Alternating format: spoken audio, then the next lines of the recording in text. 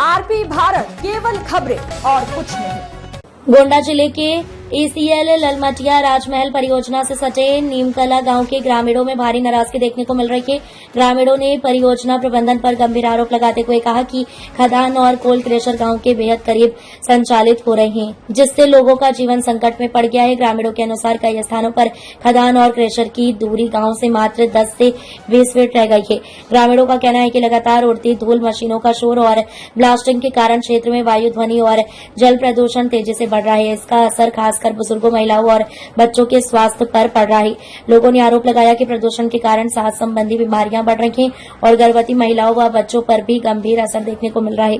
वहीं लगातार हो रही ब्लास्टिंग से बच्चों की पढ़ाई भी प्रभावित हो रही है।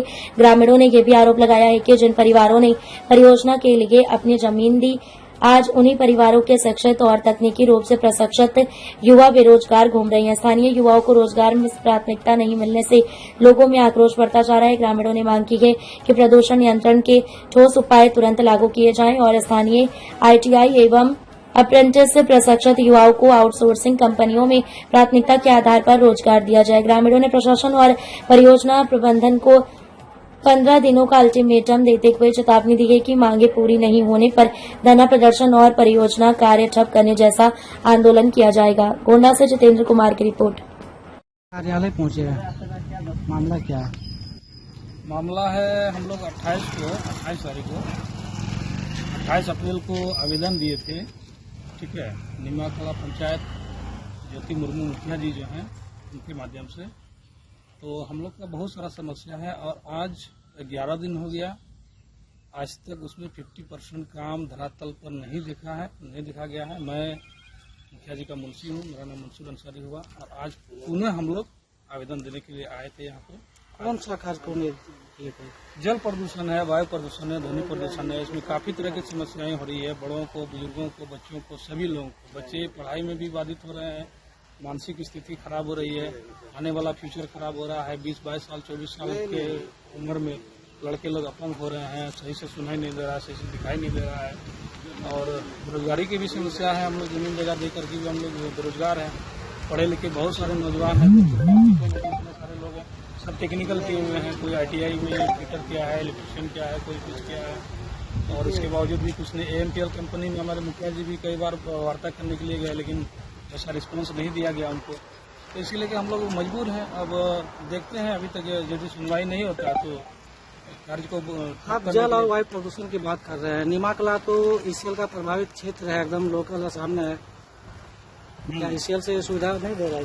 वही ना बात है, आप जाके देख सकते हैं, फोटो दिखाए वो वायु है, जल है, हैजा, कोलरा, दम्मा, खांसी, मलेरिया, खसरा, TB, बहुत तरह का बीमारी से लोग ग्रसित है, परेशान है। कितना दिन पहले आप लोग फिर यहाँ आवेदन किए थे? आवेदन हम लोग दिए थे 28 तारीख को, 28/4/2026 को दिए थे। कोई सुनवाई नहीं हुआ उसमें ना अभी तक तो। आज फिर आप लोग दिए? देख सकते हैं इस युवा अवस्था में, बताइए, अपंग टाइप का, देखिए लगता है ये हो गया है, कुपोषण हुआ है। ये देखिए वृद्ध महिला, तो कहने का मतलब है धीरे धीरे करके ही जो है एक 45-50 के एज तक आते आते, देखिए इनका ज्यादा एज नहीं हो रहा है। देखिए ये हैंडीकेप हो चुके हैं, विकलांग हो चुके हैं, इनका एज देख सकते हैं आप। तो इसी तरह खून में घुल जाता है, दिमाग में चला जाता है, पेट के अंदर भी आंतड़ियों में धूल डस्ट सब जमा हो जाता है।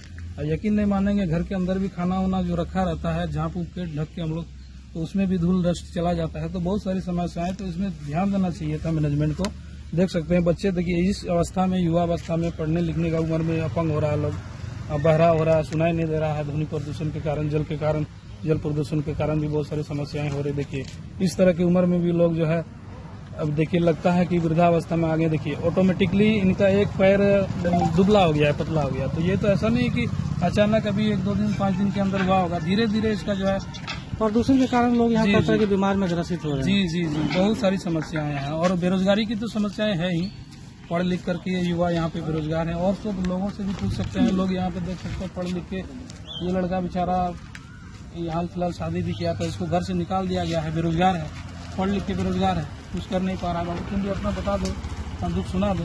ये क्या नाम हुआ? देखिए अभी मेरा नाम मोहम्मद अरबाज अंसारी, नीमकला का वासी। देखिए अभी इतना कंपनी सब आ रहा है, एक उम्मीद करके ही शादी उदी किए थे कि कम से कम कंपनी उम्पनी आ रहा है तो बेरोजगार हैं तो रोजगार मिल जाएगा। तो जब जमीन जगह सब दे दिए हैं फिर भी अभी रोजगार नहीं है।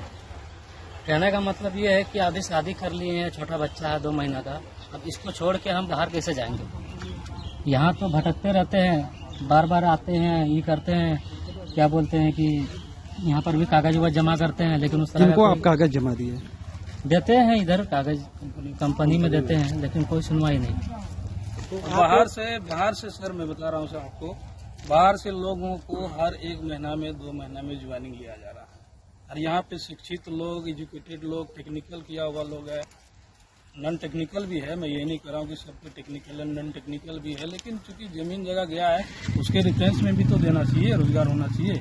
75% रोजगार हेमंत सोरेन की सरकार जो है बता दी गई है, बोल दिया गया झारखंड के अंदर कि लोकल वासियों को प्राथमिकता देनी चाहिए, लेकिन कहीं कुछ नहीं भरा तो नहीं। तो बताइए, लोग यहाँ से आते हैं, पेपर डिस्कस करके चल जाते हैं, किसी से भेंट मुलाकात या तो जीएम से या समय दे तब ना, समय यदि दिया जाएगा मैनेजमेंट। आप लोग प्रयास किए अपने स्तर से मिलने के लिए? देखिए वहाँ से जब बुलाया जाएगा, मान लीजिए हम लोग मैडम जी को बुलाया जाएगा, मुखिया जी को आएंगी, वार्ता करेंगी और उसके अकॉर्डिंग यदि मिलता है, लोगों को समाधान होता है तो अच्छी बात है, और नहीं तो फिर कार्य बाद ठप करने के लिए तो मजबूरन बाध्य होना पड़ेगा ना।